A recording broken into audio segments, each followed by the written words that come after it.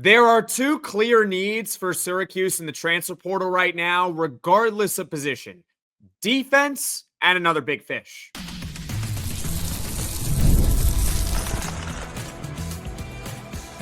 You are Locked On Syracuse, your daily podcast on the Syracuse Orange. Part of the Locked On Podcast Network, your team every day. Hello, everyone, and welcome in Locked On Syracuse. I'm Jackson Holzer, and thank you for making us your first listen of every single day here on the Locked On Podcast Network. It is your team every day, and of course, we're always free and available wherever you get your podcasts. And shout out to the everydayers and those who subscribe to Locked On Syracuse each and every day. And on today's episode, we're going to go over Syracuse's transfer portal needs at this point in the offseason. They definitely need some defense. They need another big fish in the transfer portal. And to cap off the show, we'll go over three players that fit the profile of elite defender and also would be a big splash move that could get Syracuse over the top into the NCAA tournament. All that and more here on this edition of Locked On Syracuse. But before we get to everything, today's episode is brought to you by FanDuel. Right now, new customers can get $250 in bonus bets when your first $5 bet wins.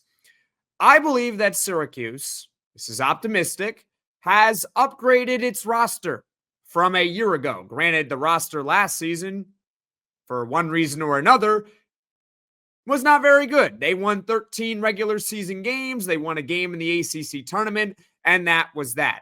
I think Nate George from Georgia Tech is an outstanding pickup. He's going to be a really good point guard for Syracuse, and he's also a minutes eater. This is someone that's going to play 35 minutes a game for Syracuse next year. I really like Nate Kingz from Oregon State. Shot 45% from three-point land last season. Why do I like him? He can shoot. And also Syracuse made some minor portal additions, getting a couple of centers, UCLA's William Kyle and Georgia Tech's Ibrahim Soare. And with all that being said, Syracuse still has 5 open scholarships remaining. Are they going to fill all 5? Probably not, but they do have that roster flexibility at this point in the offseason. I believe Syracuse basketball's number one need right now in the transfer portal are players that can defend. That's right. Comment your thoughts in the comment section below. They need to find players in the portal that have shown they can defend at a really high level. Syracuse was among the worst teams in the power conferences in defense last year. They let up nearly 78 points per game. That was second worst in the ACC, only ahead of the crappy Miami Hurricanes, who, I don't know, they only beat Syracuse last season. And in 2024, a roster that included Malik Brown and Quadir Copeland, 2 excellent defenders, Syracuse still had a defense that was bottom 3 in the ACC, allowing nearly 76 points per game. Let's take a look at the starting unit for Syracuse basketball right now. At this very moment, it could change. Players can go in and out, but on opening night, I think it's fair to assume that these 4 players are going to be in Syracuse's starting lineup. 4, because we don't really know what they're going to do at center yet. Right now, it's projected to be UCLA's William Kyle, but we'll see if that ends up being the case. You got Naithan George at your point guard. You got J.J. Starling as your 2 guard. Nate Kingz is going to be your small forward from Oregon State. And Donnie Freeman. That's a really good scoring unit. All 4 of those players can score. Naithan George can put them in better spots because he is one of the best passers in the ACC. I mean, he led the conference last year in assists per game at 6.5. But it does lack defense. And it's part of the reason why when they got Nate Kingz, I said, hey, I think Nate Kingz off the bench as a 6th man would be excellent for Syracuse basketball. It's also part of the reason why I believe that Sadiq White in the starting lineup makes a lot of sense. For those that don't know Sadiq White, he is a top 30-ish high school recruit in the country coming over to Syracuse next season. And he is known as being one of the best defenders in high school. And oh, by the way, he's 6'8". For those that say, oh, but Jackson, if you put Sadiq White in the starting lineup, that's too small of a lineup. Well, The alternative is William Kyle, who's 6'9". So regardless, it seems like Syracuse is embracing small ball here. I think regardless, Syracuse is going to need guys that can defend. Sadiq White, if he's coming off the bench, maybe he could do that for Syracuse. The stats, especially the blocks per game and the block rate, will tell you that William Kyle is a really good defender. But for one reason or another, I just want to point it out. It's not to hate on William Kyle, but it's just so that we can be objective about the William Kyle edition. The Evan Maya tool hates him on defense for some reason. They really don't like him. And we'll find out who's right this upcoming season. I'm not saying that William Kyle can't prove the tool wrong or, dare I say, really improve on defense next year. But he is not your analytical darling, if that makes sense for you all. Again, not being a hater, but I'm trying to be objective here, giving you both sides of the story. Then you got Kyan Anthony and Luke Fennell. Are any of those guys, or are those guys good defenders out of high school or pro league Luke Fennell in that case? I'm not so certain. And Aaron Womack is a wing player, but he's a developmental guy. I don't expect him to see the floor a whole lot next season. And the bottom line is, when you look at the roster top to bottom right now, the 10 players, who's actually a good defender or known as being a good defender? Maybe William Kyle, maybe Ibrahim Soare. That's about it. And to cap it all off, we have to talk about the coaching.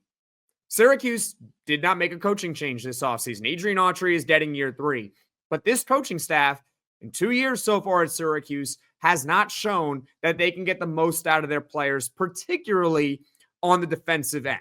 So I'm not going to give them the benefit of the doubt this upcoming season. You need to find players in the transfer portal that have actually proven they can defend at a high level. Now, if Kelvin Sampson over at Houston was the head coach of Syracuse, or Tony Bennett came out of retirement, he was the head coach at Virginia, or insert defensive-minded head coach was the head coach at Syracuse, I would say, you know what?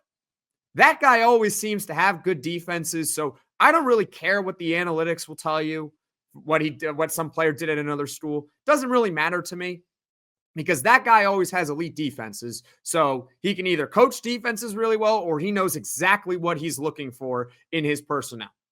Adrian Autry and this coaching staff in 2 years have not shown that ability. So to cap everything off, you look at the roster right now, and they can probably score a good bit. They can.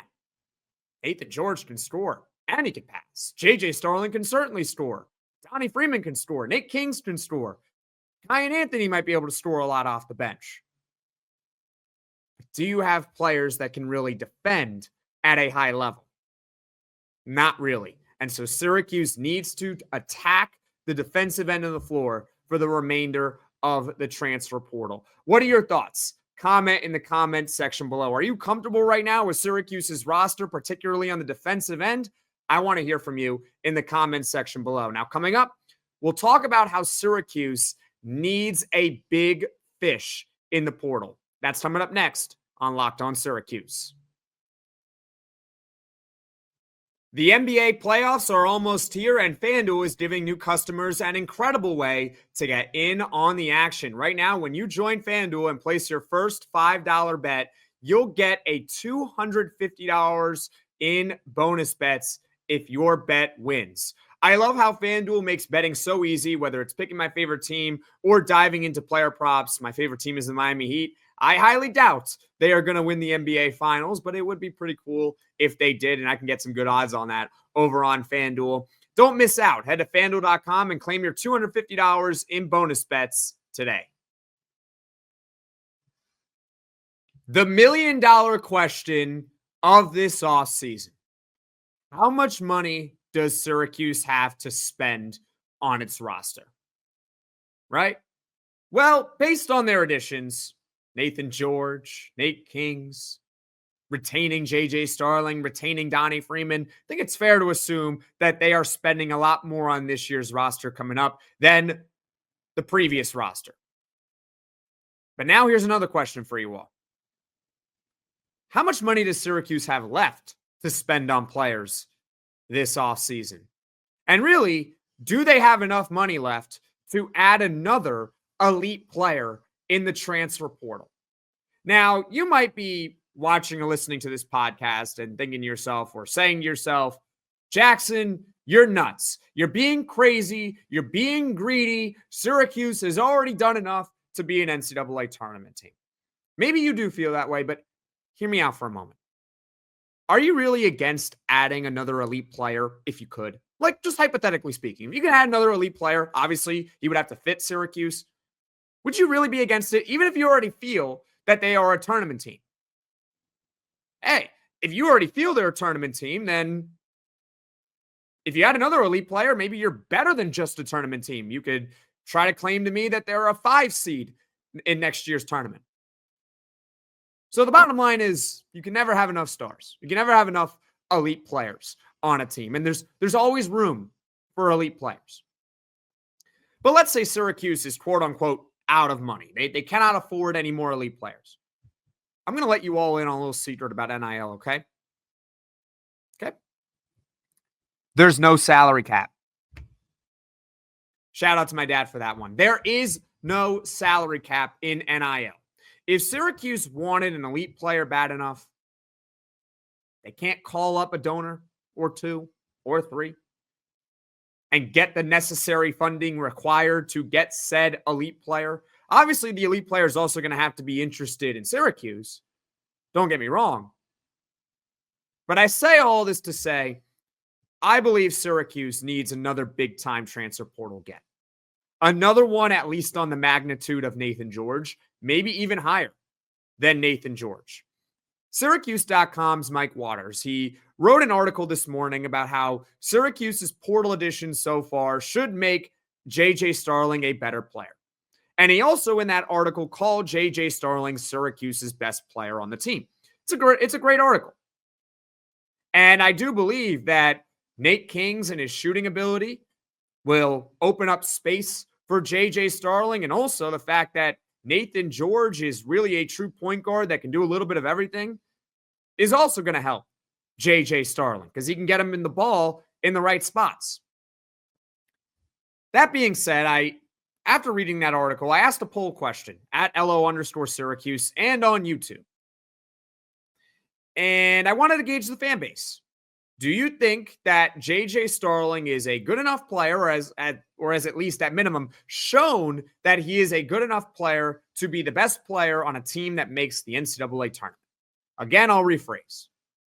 Do you think J.J. Starling is a good enough player to be the best player on an NCAA tournament team? I asked that question to you all this morning. And the results, well, 55% of you all, yes, that's you, if you voted, said no, he's not. He's not good enough, or at least he has not shown the ability to be the best player on an NCAA tournament team. And I'm in that 55%. J.J. Starling, to this point, in 3 years in college basketball, has not shown the ability to be the best player on an NCAA tournament team. He's really good at attacking the basket and scoring when he goes to the basket, but his outside shooting, not very good. And his defense leaves a lot to be desired as well. He is a really good co-star, as we saw a couple of years ago with Judah Mintz, but I do not believe that J.J. Starling is a Batman. I think he is more of a Robin for a team that makes the NCAA tournament. And if you look at Syracuse's roster, if they don't make any more significant portal additions, I'm talking significant, okay?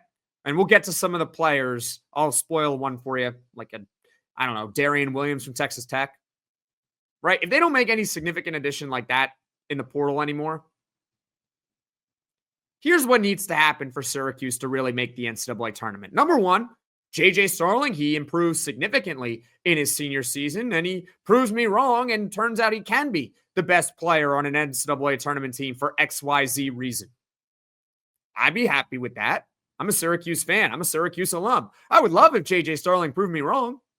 I'm rooting for Syracuse next year. I want them to be in the NCAA tournament. I want them to win the national championship. How about that? Okay, I want them to win the national championship, go to the Final Four, and we're all celebrating together on Marshall Street. I think that's what we all want here as Syracuse fans. So J.J. Starling proves me wrong, and he ends up being the best player on a team that makes the tournament. Or what I actually think is more likely here, Naithan George takes another step up in development in his junior season. He's entering year 3. Or perhaps Donnie Freeman takes a significant step forward in year 2. Actually, when you think about it, it's Donnie Freeman. Because if Donnie Freeman can become the best player, I'm talking he averages 16 and 10 next year, which is not out of the realm of possibility, and he can become a much better defender than what he showed in his freshman season, well, there you go. He can be a best player on an NCAA tournament team right there. Because that guy would be all conference. No question. Naithan George could be really good. I mean, he is going to be good. Don't get me wrong, but I don't know about best player on a tournament team. J.J. Starling, he could prove me wrong. I don't really see it happening. But if none of those things happen, J.J. doesn't prove me wrong. Naithan George is good, but not the best player on a tournament team. Donnie Freeman maybe improves, but doesn't improve enough. Syracuse is not going to make the NCAA tournament. Bottom line, they're just not going to do it. So Syracuse needs to add one more elite player in the transfer portal for me to feel confident to pick Syracuse to make the NCAA tournament. Do you agree with me? Do you think I'm nuts? Do you think I'm an idiot? I've heard it all. Comment in the comments section below. Do you think Syracuse needs to add at least one more elite player in the transfer portal that'll put them over the top into the NCAA tournament? Comment your thoughts in the comments section below. And to reiterate my point from earlier, if you're in the camp that you already think Syracuse is an NCAA tournament team, first of all, you're a very optimistic person. Shout out to you. Second of all, it doesn't hurt, right? It wouldn't hurt. It would only improve them. Just saying, right?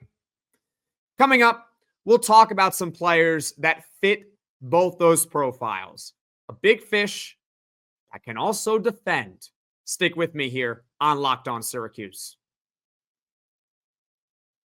Folks, if you've made it to this point of the podcast, shout out to you all, and I hope that means you enjoy the podcast. And if so, if you could just do me a favor, hit that like button, hit that subscribe button. It's completely free, allows the channel to show up directly on your feed, and also it helps Locked On Syracuse grow and reach all Syracuse Orange fans. Let's talk about 3 players that fit the profile of excellent defenders and also someone who could be the best player on an NCAA tournament team. We're talking big fish here on Locked On Syracuse, something that Syracuse definitely needs to make it back into the NCAA tournament. Now, I'm not going to sit here and say, hey, Syracuse is going to land one of these 3 guys. I'm predicting it right here, right now, right? I'm not doing that. This is meant to give you an idea of what I believe, and hopefully maybe you feel the same way, and hopefully Syracuse feels the same way, of what they should still be looking for in the transfer portal. We're not talking minor moves. I like Jerry Dang. If Syracuse ends up with Jerry Dang, I think that would be a fine addition, but he does not qualify as a big fish. He's more of a role player. Jerry Dang is the forward from Florida State, who they're rumored to be going after at minimum. So let's talk about the 3 players. I talked about one briefly in the last segment. Darrion Williams from Texas Tech, a 6'6" forward. Last season, Darrion Williams over at Texas Tech averaged 15 points per game, 5.5 rebounds, over 3.5 assists. He shot 44% from the field and 34% from the three-point line.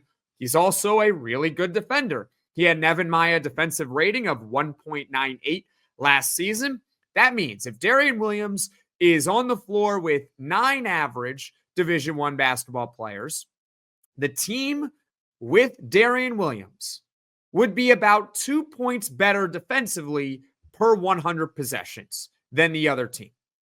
Does that make sense to you all? Again, it basically is like baseball WAR, wins above replacement. This is essentially points above replacement. So Darrion Williams is a pretty good defender at 1.98 last season. For context, last time Syracuse had a player get a grade of I guess 1.98 or above, or if you want to round up to 2.0 or above, you got to go back to the last time Syracuse actually made the NCAA tournament, which was in 2021. Can you guess it? I think I said it before here on this channel. 3, 2, 1. Kadari Richmond in 2021 had an Evan Maya defensive grade of 2.13. And for more context, last season, Syracuse didn't have a single player who was 1 point better, I guess, than the average Division I defender. So Darrion Williams would certainly fit Syracuse. He is currently testing the NBA draft water, so it's a long transfer portal process with him, but it's something that we should keep an eye on. Odds that Syracuse gets him, I mean, every blue blood in the country is probably going to want him, so I would say very unlikely. But again, this is meant to be, or meant to give you an idea of some of the players that Syracuse needs to target in the transfer portal. And if they're out of money, call up the donors and figure out a way to get the money. All right? There's no salary cap in NIL. Number 2, this player entered the transfer portal yesterday. I think it's slightly more realistic, but still going to be a very difficult get. And that is Jamir Watkins from Florida State, a 6'7" forward. Again, entered the portal yesterday, also testing the NBA draft waters. Ironically, it's the same thing he did last season. He was in the portal, decided to withdraw from the portal and return to Florida State. We'll see what he does this year. The reason why I think he's a little bit more realistic, but still unlikely, 2 reasons. He's from Trenton, New Jersey. Okay, so Northeast kid. And number 2, there's ACC familiarity. We already saw with Nate George and Ibrahim Soare. It's fairly common to see players in general transfer within the same conference. Pretty common. Last season, Jamir Watkins, he averaged 18 points per game. That's pretty good. 6 rebounds, 2 assists. He shot 43% from the field, 32% from the three-point line. Not as good of a defender as Darrion Williams, but still got a very respectable 1.43 rating on defense last year over on Evan Maya. And finally, we got Dillon Mitchell from Cincinnati, a 6'8" forward. He is a clear third option of these 3 players, in my opinion, but I would still love him for Syracuse. We're going to talk about the good with Dillon Mitchell, and then we'll get to the bad with Dillon Mitchell. The good, excellent scorer inside, and I don't know, he's just one of the best defenders in the entire country. How's that? Does that sound good to you? He can score inside, physical, can rebound, and oh, by the way, he's one of the top defenders in the country. He averaged 10 points per game last season, 7 rebounds. He shot 61% from the field, and his Evan Maya defensive rating was, you ready for it? A 3.68. 3.68. That was third best in the Big 12 a year ago. Last time Syracuse had a player get that grade or above over on the Evan Maya tool. It's not perfect, but just for some context, the last time Syracuse had a player get that grade or higher, 3.68, you got to go all the way back to the 2011-2012 season. Can you take a guess as to who that player is? 3, 2, 1. If you guessed James Sutherland, you would be correct. He had an Evan Maya defensive rating that year of 4.38. It's a long time ago since Syracuse had a defender as good as Dillon Mitchell. He'd be pretty good for Syracuse, just saying. If they can go after him, that'd be great. The only bad part is there's this thing called shooting, and he can't really do that. To be blunt with you all, he is an awful shooter. He doesn't really take threes as a result, which is a pretty good thing. If you're not a good shooter, then don't shoot from distance. Last season, he took a career-high 1 3-point attempt per game, and he made less than 30% of them. He also shoots less than 50% at the free throw line for his career. Yes, Dillon Mitchell shoots less than 50% from the free throw line. So he's almost like the opposite of Chris Bell, except I think he does a lot more things well compared to Chris Bell. Imagine if he had the shooting ability of Chris Bell. He'd be like the number 1 pick in the NBA draft. I believe he's a former 5-star player, so he's certainly got plenty of talent. Bottom line is, if Syracuse ended up with one of those three players that I just mentioned to you, Dillon Mitchell, Jamir Watkins, Darrion Williams, that is what puts Syracuse into the NCAA tournament. And even if you feel that they're an NCAA tournament team already, well, then they just got even better. And now you could start thinking about what seed they're going to be. You could say, oh, Jackson, I think they're a tournament team already, but you add in Jamir Watkins, maybe they're a 6th seed in March Madness, or maybe higher. Maybe they're preseason top 25. Can never have enough good players, especially good players that can defend. What do you think of those three players that I mentioned? Comment in the comment section below. Again, I'm not sitting here predicting that Syracuse is going to land one of these three players. It is meant to give you an idea as to what I believe and what maybe you believe Syracuse should be going after. As far as what is coming up on Locked On Syracuse in the future, tomorrow we got Poll Friday. Does Syracuse basketball right now at this very moment have an NCAA tournament roster? We'll talk about that and more tomorrow on Locked On Syracuse. Thank you for making Locked On Syracuse your first listen today. And for your second listen, you can check out the Locked On NFL Draft Podcast with Damian Parson and Keith Sanchez. As your favorite collegiate players get ready for the next level, get the latest draft rankings, rumors, and news every day. And you can find Locked On NFL Draft on YouTube or wherever you get your podcasts. Folks, thank you all so much for watching. Thank you all so much for listening. If you like this podcast, be sure to hit that like button. And if you really enjoy the podcast, be sure to hit subscribe. Tell all your friends about Locked On Syracuse. And don't forget, hit that bell to turn on those notifications so you know right away when I am dropping the next podcast. And I will see you all again soon.